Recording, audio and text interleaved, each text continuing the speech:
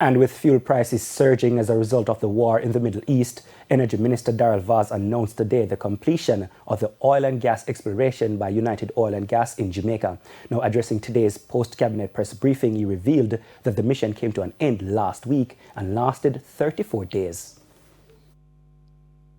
During the mission, 1,189 line kilometers of multi-beam echo sounder data was collected to map the seafloor.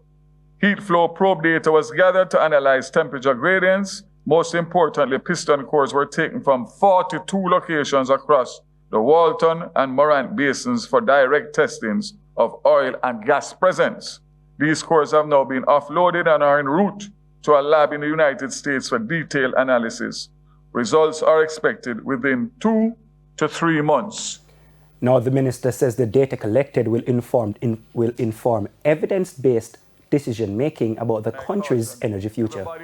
To be patient and calm and to listen to the government on this very sensitive matter. 3 months, 2 to 3 months before we hear anything positive or negative, and therefore we don't expect to have anything, rumors circulating about the discovery of oil or gas. When I tell you that is so,